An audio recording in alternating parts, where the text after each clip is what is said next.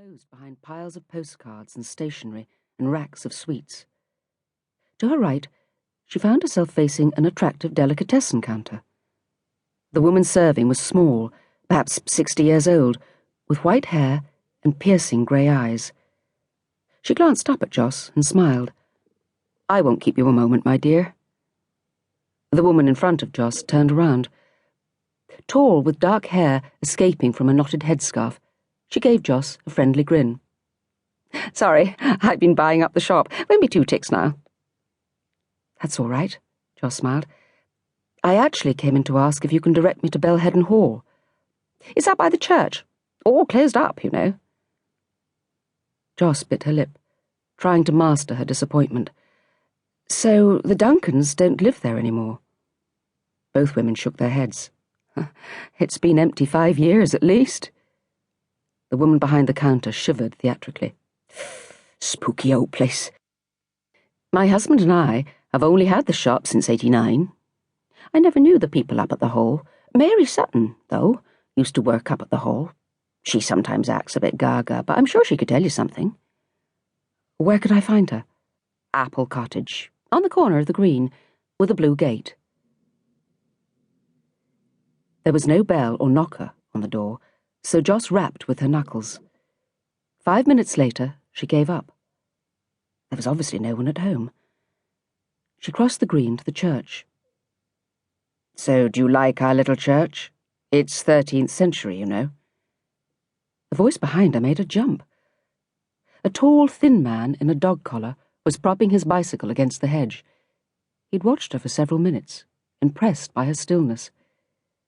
As she turned and smiled at him, he saw that she was youngish, early 30s perhaps, her hair dark and heavy, eyes a vivid blue. "I was just coming to collect some books I left in the vestry. Would you like to see round before I lock up?" She nodded. "I was actually looking for the hall, but I'd love to see the church." "You can reach the hall through the gate over there, behind the yews. It's empty, alas, has been for many years." "Did you know the people who lived there?" "I'm afraid not. It was empty when I came to the parish. It's a shame. We need a family there." "Is it for sale, then?" She was dismayed. "No, it still belongs to the Duncan family. I believe Mrs. Duncan lives in France now." Mrs. Duncan. Laura Catherine. Her mother. "You don't have her address, do you?" Joss could hear her voice shaking slightly. "I'm a sort of relative. That's why I came." "I see." He unlocked the door in the porch. "I'm afraid I don't know where she is, but my predecessor might. I can give you his address." "Thank you." Joss stared round.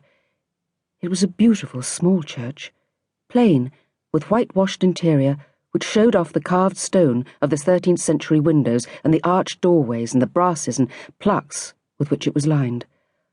"Oh, it's lovely, isn't it?" He surveyed it with fond pride.